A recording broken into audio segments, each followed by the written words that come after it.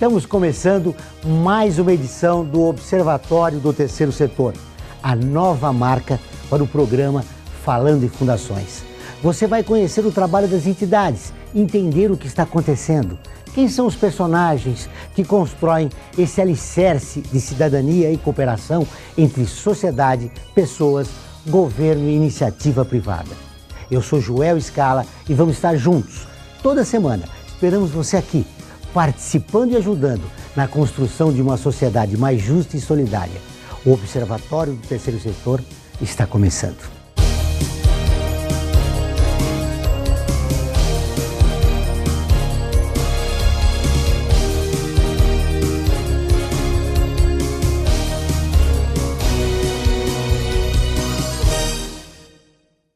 E no programa de hoje nós vamos receber Maria do Rosário Gazola Souza. Ela é coordenadora da Pastoral da Criança Arquidiocese de São Paulo, que é reconhecida como uma das mais importantes organizações em todo o mundo a trabalhar em ações de combate à mortalidade infantil e melhoria da qualidade de vida das crianças e suas famílias. Maria do Rosário, muito obrigado pela sua entrevista. Em nome da Pastoral da Criança, agradeço o convite. Este ano, a Pastoral da Criança comemora 30 anos de existência, com acompanhamento de 1.400.000 crianças e 75.000 gestantes. Maria do Rosário é um número expressivo, mas atende só 14% de crianças de baixa renda. Por isso que a gente precisa de mais pessoas engajadas no trabalho voluntário. Hoje a gente vê que as pessoas estão muito individualistas, cada um para si, mas o trabalho precisa muito ainda ser aumentado. Muitas crianças ainda pobres e a pobreza no Brasil aumentou. E as crianças pobres têm nascido nas famílias mais pobres. Então as crianças cada vez mais temos pobres para serem atendidos, famílias para serem acompanhadas em suas comunidades. Como é que está esse trabalho de facilitadores, dos voluntários? Bom, a Pastoral da Criança, ela capacita, ela dá todo o atendimento às líderes, no primeiro momento, capacita essas líderes em ações básicas de saúde, nutrição, cidadania, educação, para que essas famílias possam se promover e transformar suas comunidades e principalmente a sua família. Atualmente vocês têm mais de 30.000 voluntários. Olha, na Pastoral da Criança nós temos 232.000 voluntários, sendo que 150.000 são capacitados, são líderes que fazem visitas todos os meses para as famílias. Nossa, é um número expressivo. Muito grande, e ainda precisamos mais, mas esses 238.000 fazem uma rede de solidariedade tão grande que faz toda a diferença na comunidade onde eles trabalham, onde eles atuam. Como é que é desenvolvido esse trabalho nessas comunidades? Então, a Pastoral da Criança, ela tem 3 ações básicas, o líder, que é a visita domiciliar, que a todo mês visita aquela família. Cada líder tem mais ou menos 15 crianças ou gestantes acompanhadas. E uma vez por mês acontece a celebração da vida, onde as famílias vão até a comunidade, o local, e são pesadas e também os líderes, depois de todas essas 2 ações, eles se reúnem para avaliar o trabalho, numa reunião que nós chamamos reunião de avaliação e reflexão, que ali eles trocam experiências e se preparam também para uma nova celebração da vida e fazem os dados da pastoral, colocam numa folha que chama Folha de Acompanhamento de Saúde Básica da Criança, daquela gestante, e todo mês a Coordenação Nacional cadastra esses dados, onde sai o sistema de informação, que é os dados que nós temos hoje. 1.400.000 crianças acompanhadas em suas 1.200.000 famílias. Qual é a maior dificuldade nesse trabalho? Olha, nós temos assim dificuldades, talvez a violência, o local, mas a Pastoral da Criança, ela tem um ânimo tão grande, uma alegria tão grande de fazer o trabalho, que essas dificuldades, elas ficam pequenas, perto do resultado do trabalho. É tão gratificante quando a gente vê uma criança aumentar de peso, uma gestante ter seu filho com saúde, saudável, com um peso ideal, que amamenta, que tem uma saúde, que tem uma boa alimentação. através do nosso trabalho, que essas dificuldades acabam sendo pequenas, né? Algumas violências. Nós nunca tivemos problemas nas comunidades para visitar as famílias, não. Pelo contrário, nós somos, às vezes, até protegidos para que a gente consiga fazer o trabalho dentro daquela comunidade. Durante esses anos que vocês desenvolvem esse trabalho, você citou a violência. Existe mais algum outro problema? Mudou o perfil da população atendida? Sim, hoje a família não é mais como era antes, né? Hoje nós não temos aquela família pai, mãe, filhos. Hoje nós temos a avó que cuida do seu neto, né, que é para a mãe poder trabalhar. Nós temos aquela mãe que não tem a família, que é só ela que cuida do seu filho. Muitas vezes ela tem uma autoestima muito baixa. E aí a pastoral da criança entra para dar apoio para essa mãe, para que ela possa, independente da família que ela tem, poder dar uma vida saudável para o seu filho, entender a importância do desenvolvimento integral que ela tem que ter com saúde, dentro da cidadania, com seus direitos, mas também com seus deveres. E é muito difícil esse trabalho quando você pega uma população de baixa renda muito carente? Olha, é assim, um trabalho difícil, eu não vou dizer que é fácil, mas o vínculo que aquela líder tem com a mãe é tão grande e a confiança que fica entre as duas faz com que essa dificuldade diminua, né? A mãe, às vezes, não tem ninguém para conversar, a gestante não tem ninguém. É um anjo. A doutora Zilda Arnes, né, que fundou a pastoral, dizia que o líder é um anjo na vida daquela família, daquela mãe. Já se transformaram muitas famílias, né? Já, muitas, muitas. A gente perde até a conta, nesses 30 anos de pastoral, quantas famílias foram acompanhadas. Teria que fazer uma conta aí, né, de 1.400.000 desde o começo. Porque quando a pastoral começou, há 30 anos, a desnutrição era muito grande e a mortalidade infantil também. Então, a doutora Zilda começou num município onde a mortalidade infantil era 127 por 1.000 nascidos vivos. Depois de um ano do trabalho da pastoral, caiu para 28 por 1.000 nascidos vivos. Então, hoje, no Brasil, a mortalidade infantil é 15,6 por 1.000, né? E na pastoral da criança, nas famílias que a gente atende, a mortalidade é 9,6. Nossa, de 30 anos da pastoral, caiu um número muito interessante. Quanto tempo você tem de pastoral? Eu tenho 12 anos de pastoral da criança, desde 2000, começo de 2001, nós começamos a pastoral da criança na nossa paróquia de São João Clímaco. Nós trabalhávamos na paróquia, no Encontro de Casais com Cristo, né? E fomos convidados para trabalhar numa pastoral. E foi a pastoral da criança que chegou na nossa vida e transformou também. Hoje nós temos as nossas filhas envolvidas, a minha mãe, a minha sogra, toda a família ajuda nesse trabalho voluntário. Quais são os pré-requisitos que se exigem para a gente ser um voluntário da pastoral da criança? Ter muito amor ao próximo. Esse é o maior requisito, né? Não precisamos saber ler, escrever, ser doutor, nada. Nós temos que ter amor ao próximo e nos colocar a serviço da vida. Nesses 12 anos que você trabalha na pastoral, você deve ter histórias incríveis, né? Muitas histórias. Você lembra de alguma significativa que você não esquece nunca mais? Eu lembro de uma mãe que ela tinha um filho deficiente e esse filho precisava muito de um local para ficar, porque a mãe precisava trabalhar e ela tinha mais 3 filhos. E os outros filhos dela não estudavam para poder cuidar dessa criança.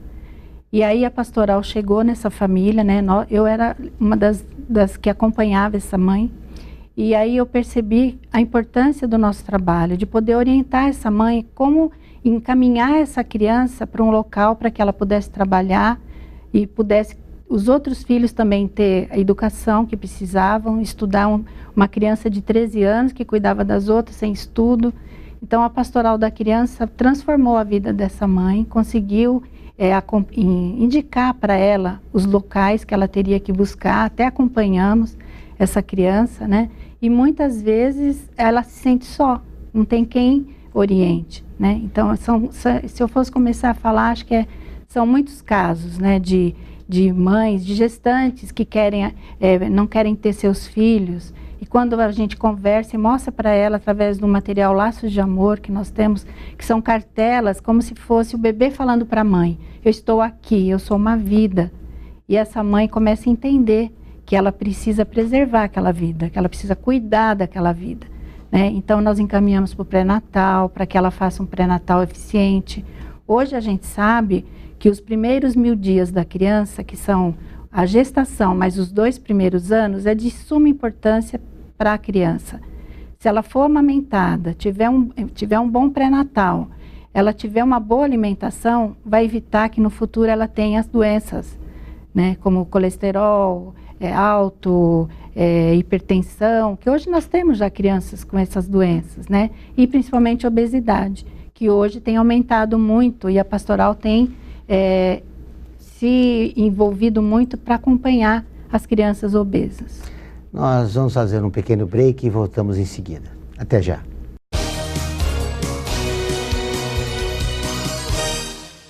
Fundada em 1964, a Fundação Carlos Chagas foi a primeira a unificar as provas de vestibulares de medicina.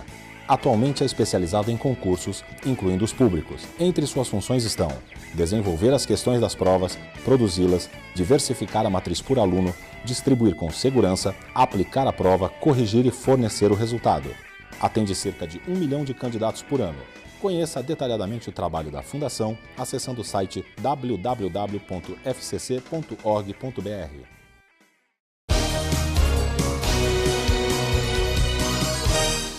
Estamos de volta no Observatório do Terceiro Setor.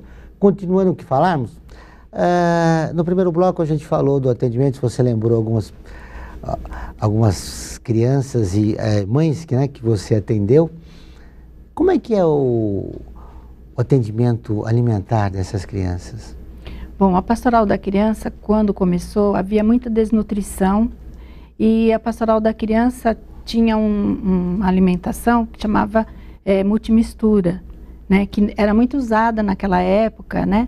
E hoje a Pastoral da Criança ela preconiza a alimentação saudável, que é a mistura de alimentos, arroz, feijão, carne, salada, verdura, frutas, que é para uma alimentação saudável para a criança ter um peso ideal. Antigamente, quando a Pastoral começou, a desnutrição era muito grande. Hoje a desnutrição no Brasil está controlada.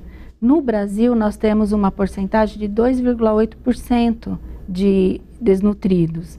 Na Pastoral da Criança, cai para 1,8% das crianças acompanhadas. Então, é bem controlado hoje a desnutrição no Brasil, mas ainda temos alguns casos. Então, na maioria das crianças, hoje nós encontramos crianças obesas e que nós orientamos para uma alimentação saudável, que é o prato colorido, arroz, feijão, orientar as mães para que dê suco de frutas naturais. Como é feita essa orientação?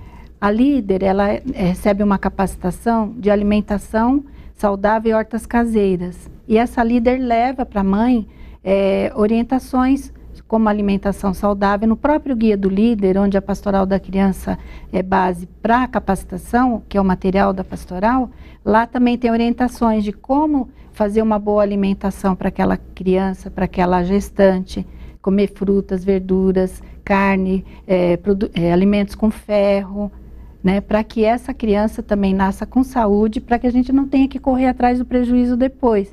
Então, desde a gestação, ela tiver uma boa alimentação, ela já tem uma criança no peso ideal e que vai continuar saudável. A sensibilização, como você disse, é feita por cartilhas e por orientação da própria voluntária. Isso. E a pastoral, ela tem um jornal mensal que é uma formação contínua. Então, nesse jornal, além das informações e dos recados das comunidades, também tem orientações de alimentação, de cidadania. Então, é um rico material que a líder tem todo mês acesso para poder aprimorar o trabalho dela e levar as informações para as famílias. Mas existem comunidades carentes que têm baixa escolaridade e as pessoas não foram alfabetizadas. Nesse caso, como é que vocês fazem? Então, a Pastoral da Criança, ela tinha uma ação que chamava Alfabetização de Jovens e Adultos. Hoje, como nos municípios essa ação acontece, a Pastoral da Criança esse ano está deixando de fazer essa ação. Mas nós encaminhamos as famílias, as mães que querem ser alfabetizadas, e quando a mãe ou a avó não consegue ler, a gente senta com ela, lê a informação, leva o jornal e lê com ela, leva o guia do líder na visita e senta e lê com ela. Olha a importância de uma alimentação saudável, por isso, por isso, por isso. Porque todas as informações da Pastoral da Criança é baseada em pesquisas, né? Temos técnicos, então não é um achismo, mas sim é baseado em muitas fontes seguras. Por quanto tempo a mãe e a criança têm acompanhamento? A gestante, né, desde do começo da gestação e a criança até os 6 anos de vida. É a idade que a gente acredita que a criança já tenha uma saúde, uma formação.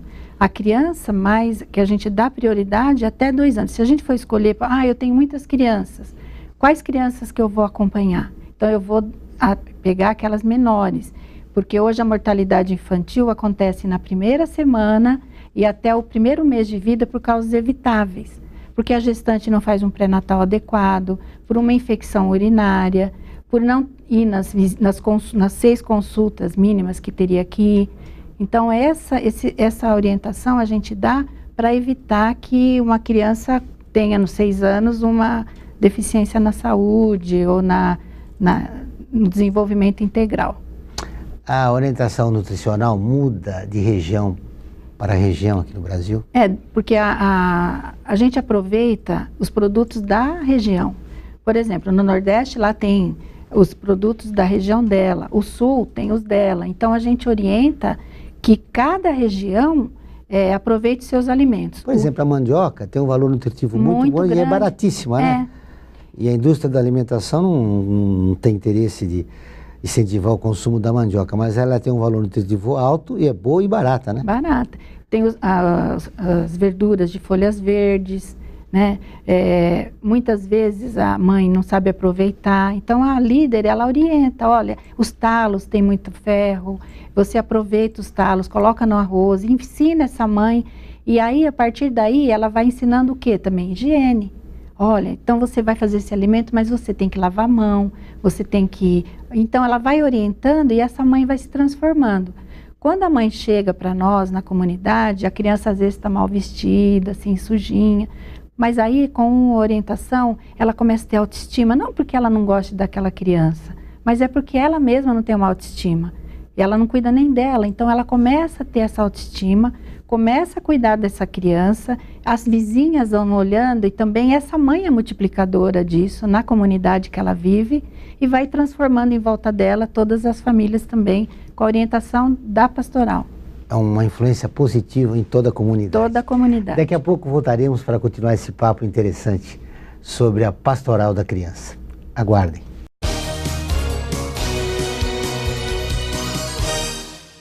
Fundada em 1964, a Fundação Carlos Chagas foi a primeira a unificar as provas de vestibulares de medicina. Atualmente é especializada em concursos, incluindo os públicos. Entre suas funções estão desenvolver as questões das provas, produzi-las, diversificar a matriz por aluno, distribuir com segurança, aplicar a prova, corrigir e fornecer o resultado. Atende cerca de 1 milhão de candidatos por ano. Conheça detalhadamente o trabalho da Fundação acessando o site www.fcc.org.br.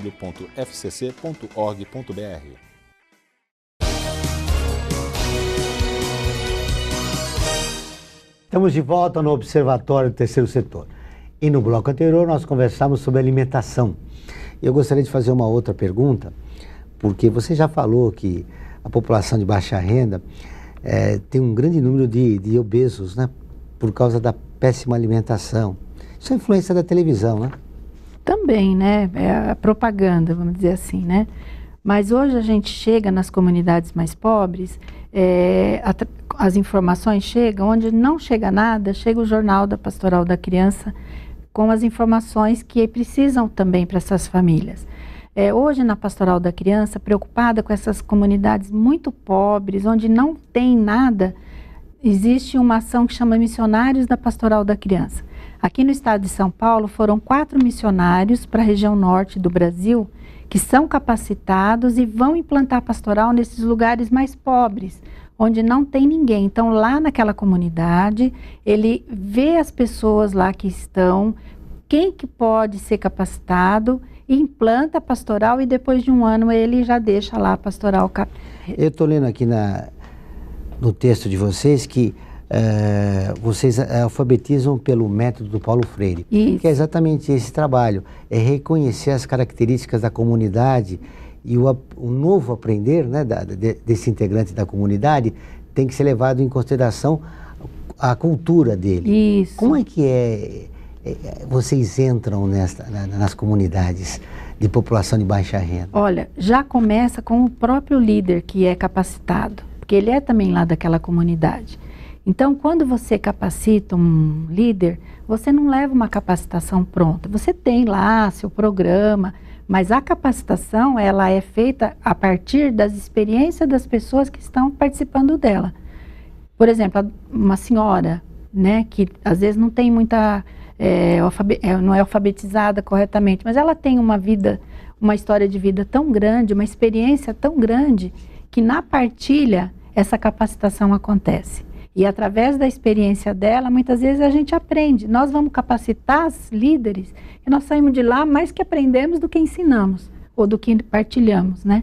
Então a gente percebe que a gente tem que aproveitar a cultura das pessoas, o que elas vivenciaram durante a vida, para que a gente possa aprender também, para poder passar para elas o que elas precisam ter essa confiança de levar o trabalho. Ou seja, a comunicação é a partir da experiência de vida de cada um. De cada um, de cada um. E o guia do líder, se você lê hoje uma parte do guia, você nunca vai estar totalmente sabendo tudo que tem no guia. Sempre você vê uma coisa nova, é como a Bíblia. A Bíblia, a gente não lê a Bíblia e cada versículo, cada vez que você lê, você não tem uma visão diferente. O guia do líder é a mesma coisa. Quanto mais você procura informações, mais ele te dá, mais ele te enriquece. Por isso que a gente fala para o líder, quando ele vai fazer uma na visita domiciliar, levar o guia do líder, se preparar antes para aquela visita. Por exemplo, eu vou visitar uma criança de 1 ano e meio. Eu olho qual é as orientações que eu preciso dar, quais são, né, as orientações que eu preciso dar para essa criança de 1 ano e meio e que o guia vai me ajudar. Então eu vou no guia, olho lá quais são as informações que eu tenho que passar para essa mãe, para cuidar melhor do seu filho naquela idade que ela tem. E no próprio caderno do líder, na contracapa, tem lá umas questões que eu tenho que observar. Por exemplo, uma criança recém-nascida, se ela tem registro de nascimento, é a primeira pergunta, a primeira coisa que o líder tem que observar quando a criança nasce. Ela tem registro de nascimento? Né? Porque hoje a gente vê que as crianças, muitas, chegam para nós, às vezes 5 filhos, sem ninguém ter registro. Né? Em São Paulo, imagina, né? Numa cidade grande, nos municípios menores. Essa é a descoberta do Brasil real, né? Então, e a carência de uma população que está marginalizada, que mora na periferia. E a nossa maior alegria é que na Pastoral da Criança, das crianças acompanhadas, 98% estão com a vacina em dia. Porque a líder também observa isso, procura saber com a mãe qual é a vacina dela, a próxima vacina, se está em dia, pega o cartão de vacinação dessa mãe, dessa criança, para saber se ela tem a vacina em dia. Se não, orienta a mãe, olha, é importante, né, as campanhas de vacinação, a gente leva para a mãe a informação. Então, a gente está com essa família o tempo todo para que ela possa receber a orientação que ela precisa. Nesses 12 anos de experiência, hoje você diria, quem é você como ser humano? Olha, eu posso dizer que eu sou um ser humano muito melhor, né, do que há muitos anos. Eu vejo assim, quando eu vou nas comunidades, porque como coordenadora a gente visita as comunidades, né? Então, naquelas comunidades que a gente é acolhida com tanto carinho, para aquelas líderes que sofrem às vezes na própria pele, na vida delas, aquela experiência da mãe que ela acompanha, que às vezes ela sofre uma violência na casa dela, ela tem todos esses problemas e ela ainda leva esperança, sabe, para aquela família que precisa.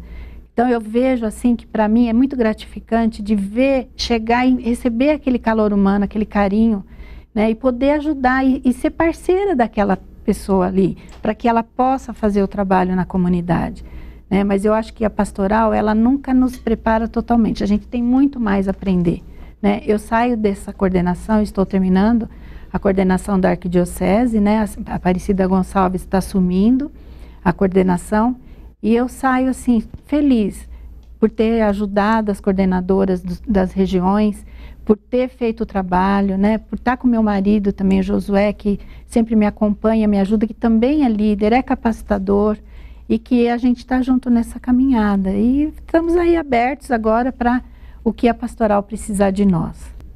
Para fecharmos nossa entrevista, você diz que é um novo ser humano. O que a Maria do Rosário diria para os novos capacitados, voluntários capacitados pela Pastoral da Criança? Que eles tenham muita esperança e que levem essa esperança para as famílias acompanhadas. Porque nós precisamos levar aquilo que a gente tem, a gente não consegue não estar bem e levar esperança, né? Então, essa capacitação já promove o líder para que ele possa entender o que ele vai levar para essas famílias, que é orientação, que é amor, que é paz. O líder, quando chega na casa da família, ele já fala: a paz esteja nesta casa. Que é assim que a Pastoral da Criança trabalha contra a violência, levando a paz. Vale a pena promover a vida? Vale, muita pena, e a nossa vida melhora com isso. Muito obrigado pela sua entrevista. Hoje estamos apresentando um novo quadro no programa, Personagens do Terceiro Setor, onde as pessoas que fazem parte do terceiro setor relatam as suas experiências. Vamos conhecer o personagem de hoje.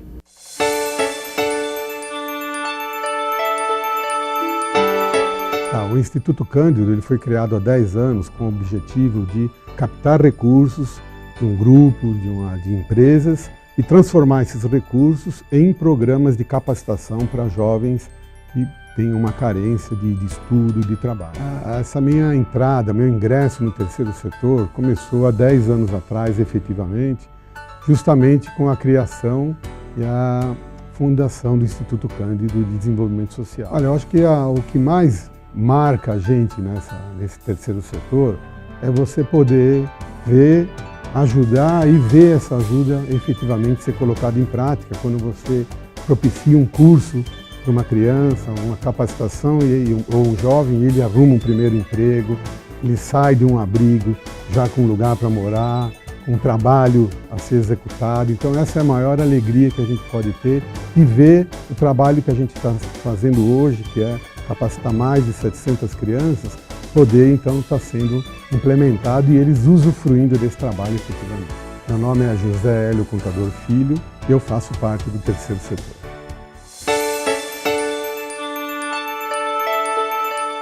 E chegamos ao final de mais uma edição do Observatório do Terceiro Setor.